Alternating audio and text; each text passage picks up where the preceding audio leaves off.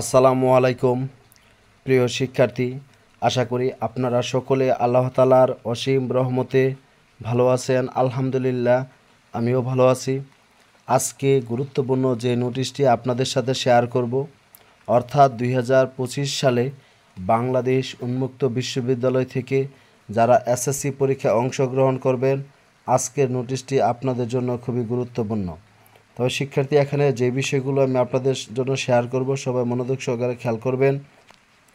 প্রথমত জানিয়ে রাখি, যারা বাংলাদেশ উন্মুক্ত বিশ্ববিদ্যালয়ে 2025-এ পুনর্পরীক্ষা ফি জমাদান করতে পারেননি, বিশেষ করে ধরেন আপনি 24-এ পরীক্ষা অংশগ্রহণ করেছিলেন, কিন্তু করার পরে আপনার ফলাফল দিয়েছে, ফলাফলে কোনো সাবজেক্টে আপনার এফ আসছে, বা কোনোটা এবি আসছে, কোনোটা আরপি আসছে, বা কোনোটায় পিআর আসছে, অথবা আপনি 2023-এ পরীক্ষা অংশগ্রহণ করেছিলেন, সেখানেও আপনার কোনো সাবজেক্টে খারাপ হয়েছিল, অথবা 22-এ 21-এ, যাই হোক শিক্ষার্থী, এখন আপনি 2025-এ আপনার ওই ফেলকৃত বা পিআর বা এবি বা আরপি বা এই যে সমস্যা জাতীয় যে সাবজেক্টটি, সমস্যা সংক্রান্ত যে সাবজেক্টটি, সেই সাবজেক্টে আপনি 25 সালে পরীক্ষা অংশগ্রহণ করতে চাচ্ছেন, কিন্তু আপনাকে 2025-এ অংশগ্রহণ করার পুনর্পরীক্ষা ফি জমাদানের জন্য একটা সুযোগ দেওয়া ছিল।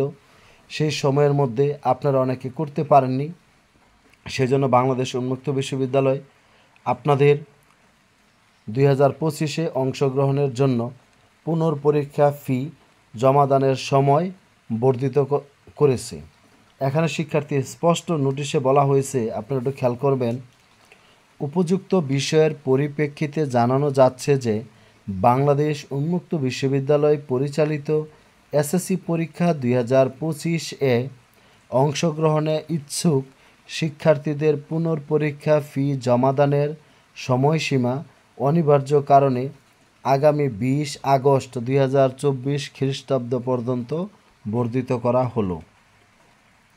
উক্ত তারিখের মধ্যে website exam.bawi.ac.bd A log in করে প্রতি বিষয়ের জন্য 100 টাকা হারে পরীক্ষার ফি প্রদানপূর্বক আবেদন করতে পারবেন।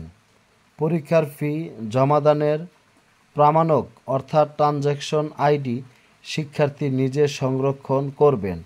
অর্থাৎ আপনি এটা জমা দেওয়ার পরে আপনাকে এই কপি নিয়ে আপনার আর স্কুলে বা স্টাডি সেন্টারে যোগাযোগ করতে হবে না।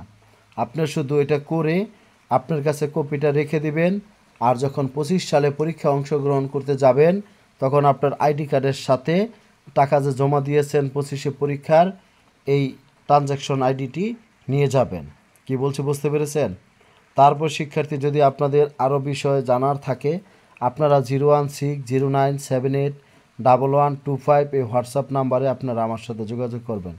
আর যারা ভিডিওটি দেখবেন, আপনাদের বন্ধুবান্ধবের সাথে সবাই শেয়ার করে দেবেন। ধন্যবাদ সবাইকে। আসসালামু আলাইকুম।